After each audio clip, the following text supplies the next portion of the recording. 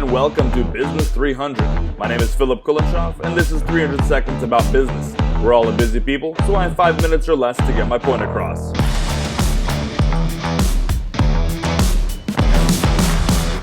Five minutes. That's all there is to it. In the previous episode, I made the point that big goals require small steps. You don't want the lack of a how to keep the if from turning into a when. The principle is there, and you can go about it whatever way suits you. But here's a little framework that might be of help. Take it, change it, throw it, use it. It's a 4-part framework to give a little structure to your thoughts. I got the framework from a book called Toyota Kata by Mike Rother. It's a management book about continuous improvement. I've taken Rother's approach and then made it some of my own. The first step is to set up the challenge. The challenge is your long-term big vision goal. Maybe it's a 3 to 5 year goal. Maybe it's more like 10 to 20 years. Vision is a good word, a great word actually. But the word vision doesn't necessarily connote action. The idea is not just to have a dream, but an objective. Whatever you call it, setting up a challenge should assume that you'll be working towards it. The mindset and heart should not just be, it'd be great if.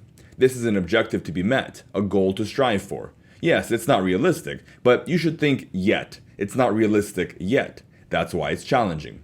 What would you like to see become a reality? Financially, practically, or in any other capacity.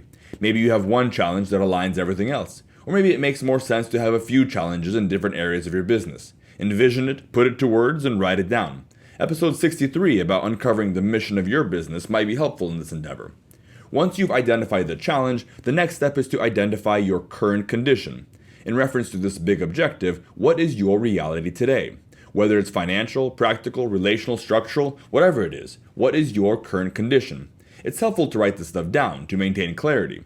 Assessing your current condition accurately is helpful when you intend to actually make progress. You've identified both your challenge and your current condition. The third step is to identify a target condition.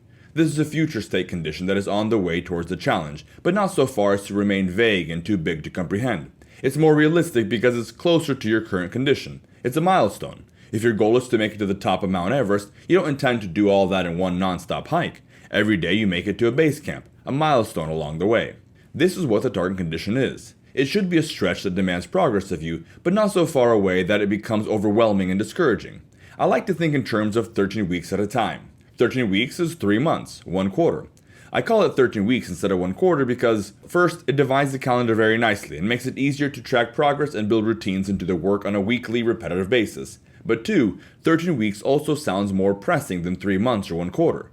13 weeks isn't that far away. It's much more visible if I lose track and backslide. Again, you don't need to follow any of this. Maybe a shorter term objective for you is 2 weeks, or 4 weeks, or 1 year. Do what works, as long as it works. You have your challenge, your current condition, and your target condition. The final part is the secret sauce. When you set up your target condition, you don't necessarily know how you're going to make it happen. Again, it seems realistic, but the how is unclear from where you are today. At the start of the hike, you don't know where all the valleys and cliffs will be on the way to the base camp. So the fourth part of the framework, the part where the work happens, is called the experiment. You go for it and start attempting to make progress. You move towards the target condition by experimenting forward. You might need to sidestep in order to get to level ground, or you might be trying things that aren't working. Now you know what doesn't work. Go back and then go forward. Experiment your way towards your target condition by taking smaller steps frequently. If you're taking smaller steps frequently, you can learn from your mistakes without too drastic of consequences. Fail fast, fail forward. Just don't sit around trying to figure out all the steps before moving forward. In this framework, one of two things will happen.